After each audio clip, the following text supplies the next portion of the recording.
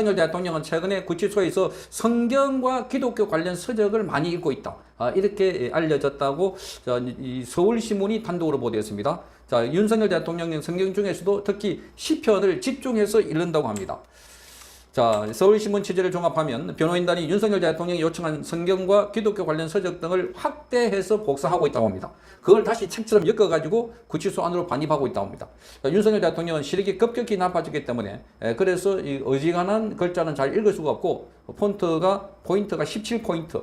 보통 우리가 읽는 게 한 12포인트니까 이것보다 훨씬 큰 글자로 확대해서 그래서 책을 만들어가지고 구치소로 다시 반입하고 있다고 합니다.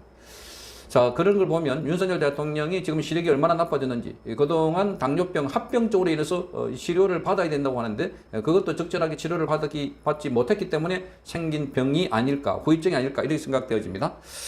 자, 그래서 서울신문이 입수한 구치소의 윤석열 대통령 보관품 반납 자료를 보면 자, 이 윤석열 대통령은 2차 부검이 된 지난 7월부터 지난달 말까지 총 28권을 반입하려고 했습니다. 바깥에서 책을 이제 28권 들려려고 했는데 그 중에서 10권이 반려 처리됐다고 합니다. 10권.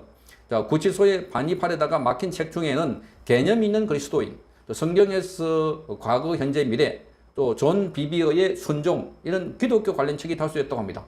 그리고 경영이나 경제 분야, 그리고 철학 관련 도서도 포함되어 있다고 합니다. 자, 변호인 측은 이 책들이 왜 반려됐는지 그 이유를 잘 모른다 이렇게 설명하고 있습니다.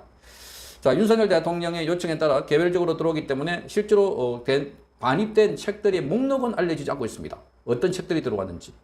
그런데 주로 윤석열 대통령이 읽고 있는 책은 성경으로 인생의 고난이나 원치 않는 상황에서 위로와 교훈을 얻는 성경 구절로 꼽히고 있다 이렇게 말하고 있습니다. 자, 이 성경은 방대한 인물이 등장합니다. 특히 그 중에 시편은 직접 그 다윗이 쓴 시편 뭐 등등 해서 이 시편 저자들이 고통과 신음 중에 하나님께 부르짖는 그런 글들이 많습니다. 그래서 많은 사람들이 절망 가운데 그리고 고통 가운데 아픔 가운데 읽는 게 시편입니다. 물론 다른 성경 구절에도 많은 위로를 주고 그리고 새로운 삶을 전환하는데 많이 도움이 되는 책들이 있지만 더군다나 시편에는 특히 다윗과 같은 이런 글에는 그야말로 고통과 아픔 속에서 견디는 신음하는 그게 바로 시편이 됐다. 그러니까 본인이 하나님 앞에 부르짖는 울부짖음 같은 게 바로 성경이 돼가지고 기록되어 있는 게 시편입니다.